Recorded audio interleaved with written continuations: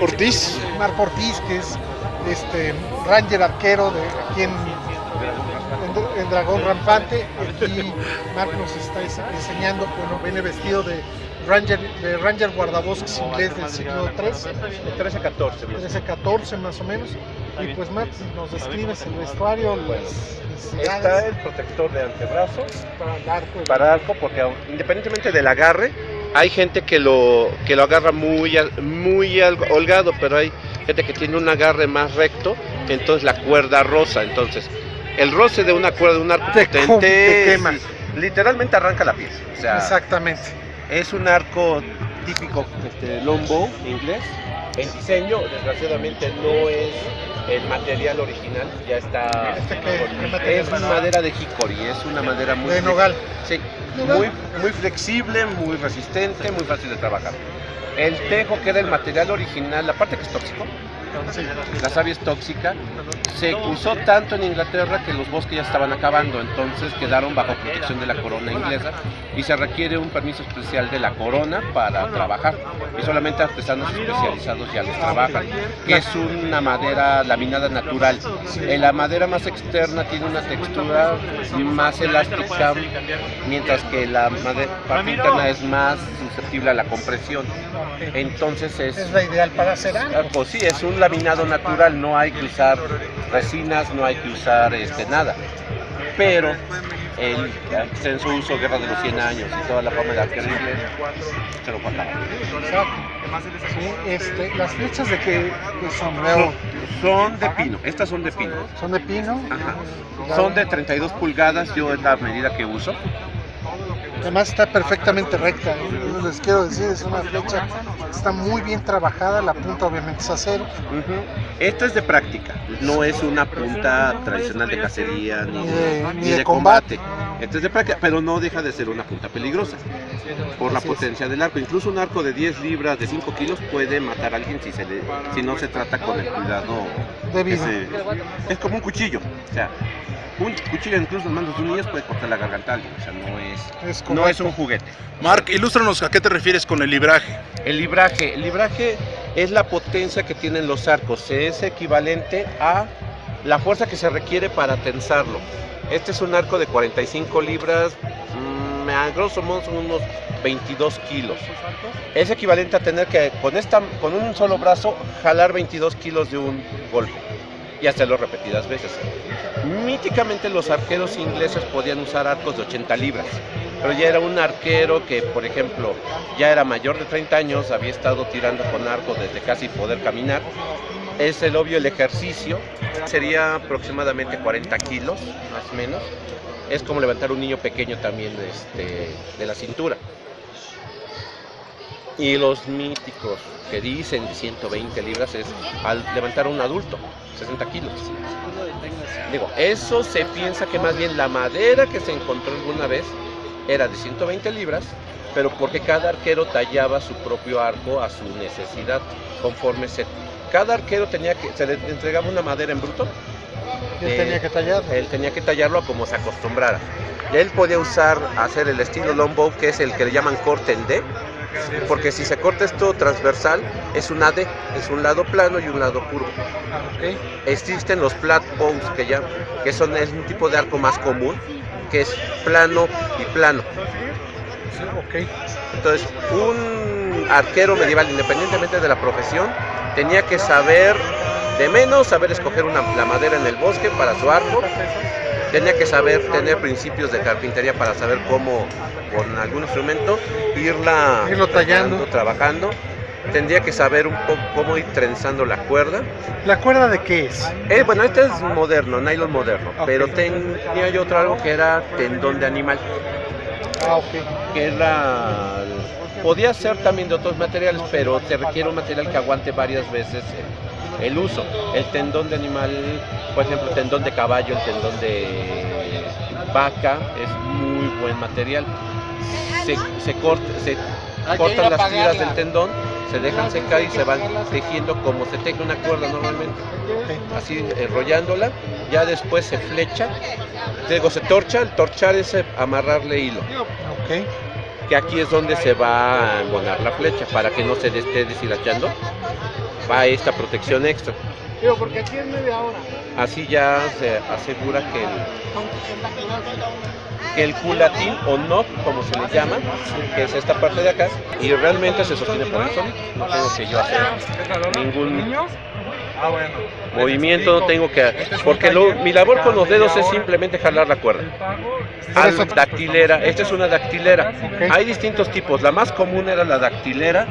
Había dactileras originalmente que simplemente era tela amarrada sobre los dedos, porque esto, el roce continuo por la fuerza, saca ampolla, en lo que uno hace la callosidad suficiente, se hacen ampollas, se llaga el dedo y es muy molesto. En esas épocas se te llegaba un dedo y podías casi perderlo. Sí, que no eran tan, o sea, gente que vivía en el bosque luego era más adepta a usar remedios naturales. La savia de algunos árboles ayudaba a la cicatrización más rápida y protegía. Había gente que se ponía cera caliente, que aparte que cauterizaba un poco, protegía la cera, es estéril completamente. Entonces ya nomás se envolvía el dedo con un lienzo limpio y ya se dejaba un tiempo la herida. ¿Puedo probar? ¿Puedo nada más hacer el...? Sí. ¿Esa es la forma correcta de tensar un arco? Sí, bueno, hay distintos agarres, pero siempre la postura es... Uno está en posición perpendicular hacia el blanco. El brazo de soporte es completamente recto. Los agarres difieren. Aquí está. El agarre mediterráneo son 3 dedos, un dedo arriba, 2 dedos abajo de la flecha. Está y se tensa así. De hecho, el arco mongol y el arco yumi japonés se tensan de esa forma. Porque son arcos compuestos, ¿no? El arco mongol sí, es una mezcla de madera, cuerno y cuero. La resina no estoy seguro qué material era, la verdad, porque era un secreto de clan, entonces no es muy popular. Actualmente se usan resinas epóxicas y cosas así para imitarla. Entonces el arco mongol se tensaba así y la flecha reposaba sobre el pulgar, porque al hacer este agarre la cuerda se gira hacia afuera, entonces así se compensa. Eran arcos más cortos los... Sí, porque eran para montar para tirar a caballo. Sí, estos son de infantería. Se puede tirar con estos a caballo, pero es muy embromoso. Sí, lo he visto con arqueros japoneses a caballo y sí es... El arco yumi es un arco muy chistoso porque es asimétrico completamente. Aparte que es bambú, que es muy ligero, es muy flexible.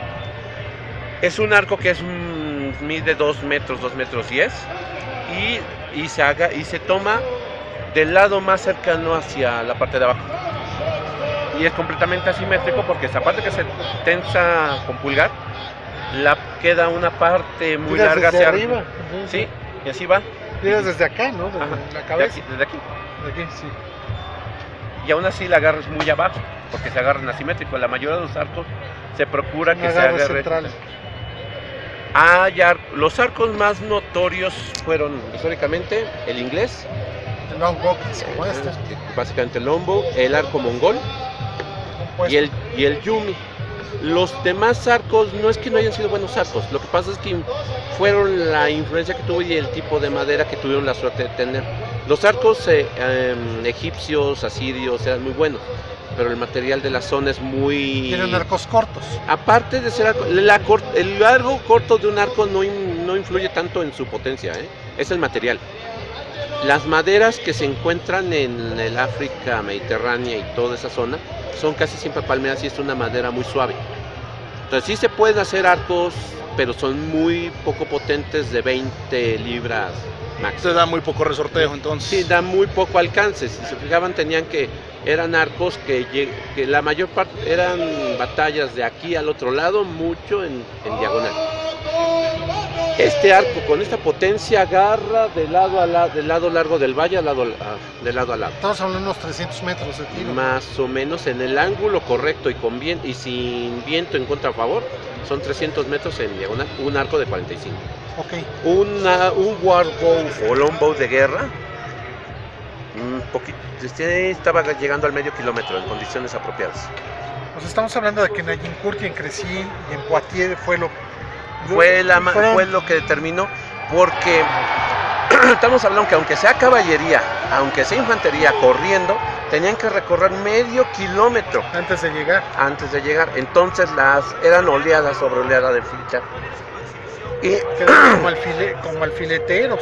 las armaduras resistían la mayoría, porque aún con la punta adecuada es muy difícil que una flecha penetre una armadura si no pega adecuado. Si pega un poco ladeada, rebota. Sí golpea, pero se va hacia otro lado. Ni aún aprovechando, porque no tiraban de frente, tiraban hacia arriba. El tiro de frente es para distancias cortas o precisión. Exacto. Que eso se usaba más en asedio. El defensor y en las almenas podía apuntar con confianza y soltar, aprovechaba la altura y era un tiro recto. Sí. Ahora, en batalla era masa de flechas. Sí, era tiro parabólico. Sí, simple principio de balística, tiro parabólico, la mayor cantidad de flechas posibles por tiro, a quien le cayera y donde le cayera, pierna, brazo, ojo. El chiste era, tenían dos objetivos: herir a cuantos se pudieran, matar a los que se pudieran y desmoralizar a todos los demás. Sí, porque era una nube de flechas. O sea, y era una distancia de 500 metros, se volvía en la mente del atacante 1 kilómetro, 2 kilómetros, porque era barrido sobre barrido de flechas, avanzando, tropezándose con los que caían enfrente de él, viendo cómo caían los de alrededor. Y normalmente los arqueros los ponían en altura. En altura o en terrenos que les favoreciera. El orden en batalla generalmente era caballería, infantería, arqueros hasta atrás. Los barqueros daban toda la cobertura, ya que mermaban lo más posible a la infantería. Y la caballería cargaba, daba otro barrido, y los que lograran pasar se enfrentaban a la infantería. Los arqueros generalmente eran considerados cobardes porque no se enfrentaban directamente, pero pues es que no era su trabajo. Entonces el arquero realmente no tiene armas, no es como Robin Hood, que claro, tiene una espada de media mano o de mano entera. Este era un arma clásica de arquero. Sí. Una daga. No, este es un espadín. Un espadín. Sí, pues este ya nada más era para llegar y rematar. Sí, o para desviar el espadazo de un caballero. O sea, la ventaja del arquero es que tiene un brazo suficientemente fuerte para con esa golpear de lado y botar el estoque. Y sí tiene filo, quiero decirles, está afilado.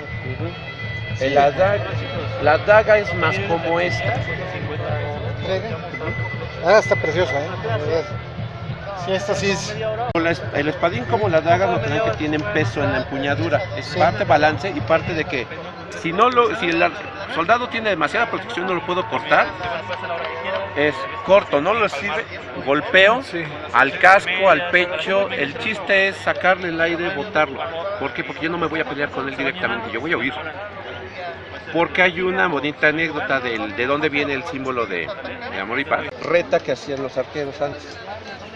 Cuando salía uno vivo de una batalla, generalmente los arqueros hacían esto. Así, y gritaban "Yeoman". Sí. Entonces era de que conservo estos dos dedos.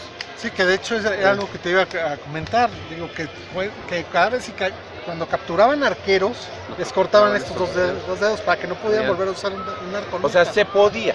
¿Por qué? Pues pero te quedaban 3. Pero podían alguno innovar, que se le prendiera el foco y usar el tiro mongol, aunque no supiera cómo se llamara.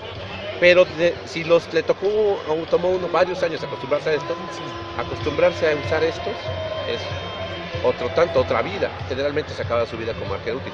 Podía seguir cazando para manutención, pero ya como tiro de arquero de guerra, ya. Sí, era la sobrevivencia, era decir que estaban completos, ¿verdad? Tenían presos, eso les pasaba. En los casos, si no los mataban, les cortaban los dedos. Sí, si no tenían capacidad, si no querían ver. Si no podían ser rescatados, era. No, pues quién iba a pagar por los arqueros. No, y si había demasiada población de iglesia viéndolos de que no fueran a hacer una masacre, ¿qué hacemos? Corten los dedos y ya. son soldados menos a fin de cuentas. Exacto. Bueno, no eran ni soldados, eran gente de leva, que bueno, los pobres No, arqueros siempre y hemos dicho además, sí, digo, todavía muchos sí fueron de leva, pero después, todo lo que es después del siglo XVI ya es el soldado profesional. Ajá, ahí es donde ya se profesionaliza. Sí, que ya son Que fue el tropas y parteaguas tropas. a Agincourt, que demostró que el arquero profesional Funcionaba. sí era. Pero le Ah. duró poco el gusto porque la artillería se los acabó. Así es, ya en ese Porque, momento se porque inventó cuando lo- los franceses metieron artillería de campo, se acabaron los arqueros. Bueno, Ahí. sí, pero sacaron tanto arqueros y caballeros, o sea, No, la caballería se adaptó mejor, Sí. de hecho, ya, porque la caballería pudo traer armas de fuego. Es mucho más fácil manejar. Las pistolas son sí, armas pero de el fuego a caballero caballo. como tal de armadura también se acabó. De hecho, Sí. el primer paso fue la ballesta. Que la ballesta y el arquero compitieron mucho. Y, la- y las ballestas siempre quedaron a deber. Lo que pasa es de que la ballesta no tenía una gran virtud y fue también su gran problema en Europa. La ballesta cualquiera la puede usar. Sí, Es como un arma de fuego. exacto. Una vez que la cargan, cualquiera que medio la pueda sostener dispara. En una película Sí, de pues a Robin sí, Hood, pues a Ricardo lo Corazón de mataron. León se lo cargó un Nah. ballestero. un ballestero. Ahora, precisamente en la de Russell Crowe, hacen uso de un mito popular que existe con ese respecto.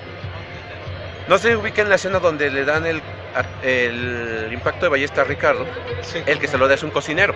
exacto. El mito decía que durante ese asedio, el cocinero que había subido a dejar alimento a los que estaban defendiendo, se le hizo muy fácil tomar una ballesta, Y disparó. disparar y le dio al rey.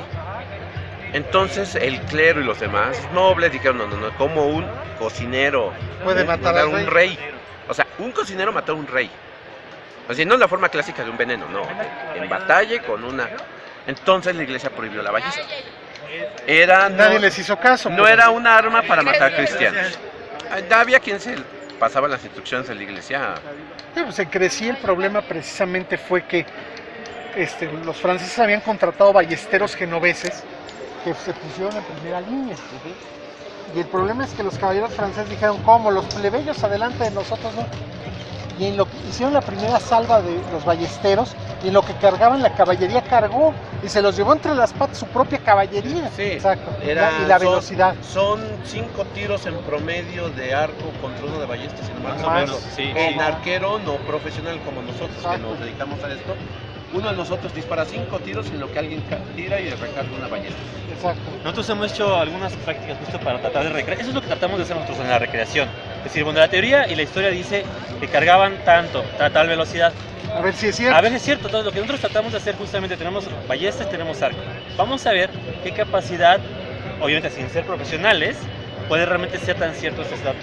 Y bueno, sí, efectivamente sí hemos encontrado que la ballesta, pues sí, es mucho más letal, pero tarda mucho más tiempo en ser cargada. No, pues tenían incluso Y hay varios los tipos. cranks. Hasta eran de crank, eran que le llaman pata de cabra, que era otra cosa Pata que era, de cabra, era una, jalaba. una palanca. O la otra pues era de cintura, que tenías un gancho, metías el pie y con el poder de tu cintura y tu pierna lograbas cargar la Y ballesta. aparte traían los pavés, los ballesteros plantaban el pavés Ah, y sí. detrás del pavés Exacto, sí, disparaban. sí, exacto. Ahora, después se especializó el combate con ballesta de que eran 2 ballesteros. Pero la rutina era, llegaban, plantaban El pavés.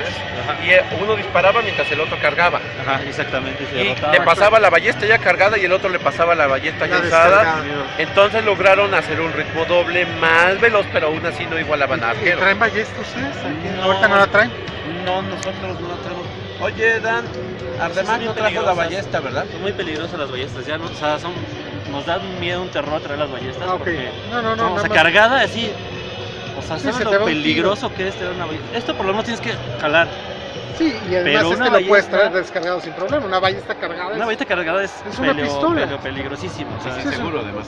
Ajá, porque aparte son muy sensibles del Sí, sí, el disparador. gatillo, el gatillo de la ballesta. Peligrosísima. es muy- Entonces, digo, un día que si quieren nos ponemos de acuerdo, estaría increíble. Nosotros hacemos eventualmente campamentos medievales, poquitos, o sea, no somos tantos, pero hacemos justamente ese tipo de cosas, ¿no? Hacemos comida medieval, tratamos de recrear un montón de ¿Hay alguna cosas. forma de contactarlos? Sí, claro que sí. A ver, les voy a dar uno Es de que lo los estamos boletos. filmando. Ah, perfecto, claro que sí. Miren, Lo estamos filmando. Estamos en Facebook principalmente. Les voy a dar nosotros uno de los boletitos que ya les dimos, pero aquí viene a nuestro Facebook para que ustedes lo tengan. Y si no, es Claro. en grupos Dragón Rampante. en Facebook, ahí nos pueden contactar y ahí nos ponemos de acuerdo. Chicos, vamos a subir tal día, vamos a hacer esto, ahora vamos a llevar una catapulta, tenemos una catapulta también a escala, pero ¿cómo también crees? la ponemos Para lanzar rentarse aquí. la arna y que vente pañales al Es PRI. interesante, luego lanzamos los zapatos de la gente y salen los zapatos volando, ¿no? Entonces, bueno, hacemos varias dinámicas. No, pues uno que es y muy patrón, esto sí divertido. es un bombazo, cabrón. Sí, pues tratamos de hacer las 900 cosas, de el otro. crear la forma Ah, de no, vida, el de en porque medio. creemos que te da un conocimiento distinto al que los libros te pueden dar, o sea, es un complemento. Entonces, Y en ese además tenor, la Edad tratamos de Media está hacerlo.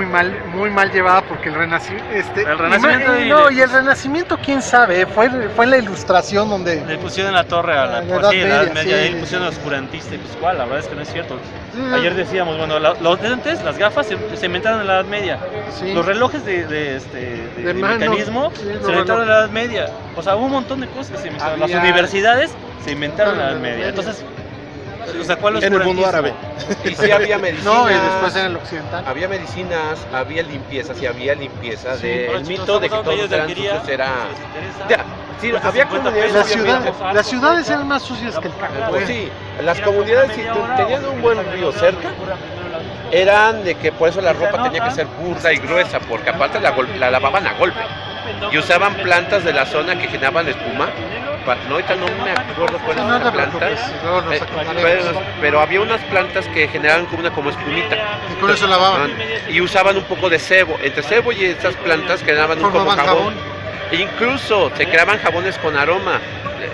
Hacían extracto de pétalos de flores y los combinaban con los... Sí. Y eran los que les vendían a los nobles, por ejemplo. Y la condena al baño fue posterior, fue del Concilio de Trento, la condena al baño. Sí, que La era gente sí se bañaba, porque si había río iban al agua. Porque todavía, de hecho, en muchos lugares es lo que hemos discutido, con unos que son muy puristas en lo que es miren, es que tal espada no es del periodo, le digo, es que, mira, seamos sinceros, yo sí visualizo a alguien que traiga una gladius aún en Baja Edad Media.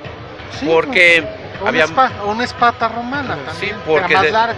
Porque debió haber habido gente que era mercenaria romana, que cuando Roma cayó, o se quedó con su equipo, y él dice el abuelo, tatarabuelo, como las armas eran tan difíciles de conseguir por lo caras, La conservaban. era de ahí salía lo de las famosas espadas míticas, de que las familias le daban Las incluso, iban heredando. y que luego les daban una historia Pues portentosa.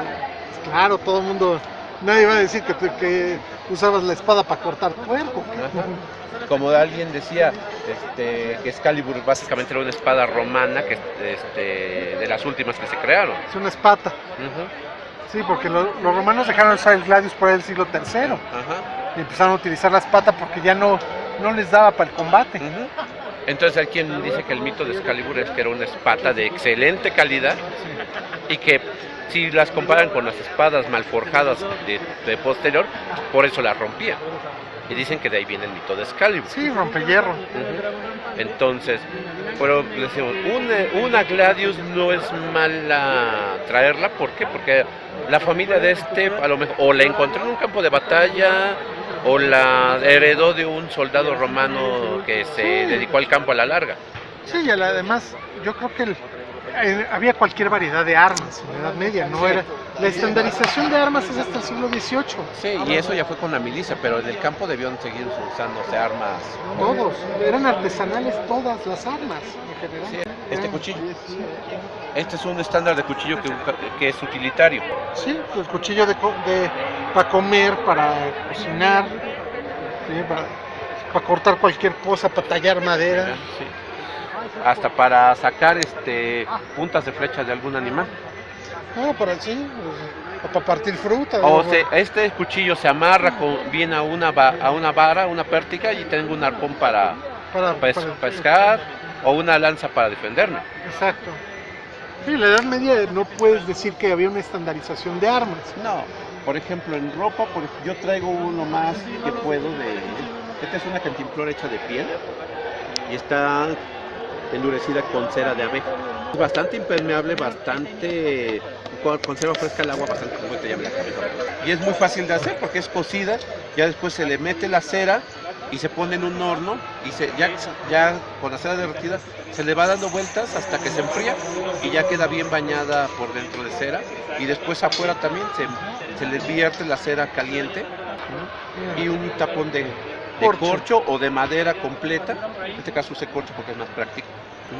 Estaba la riñonera famosa, que aquí trae uno todo, lo necesario, un pedernal,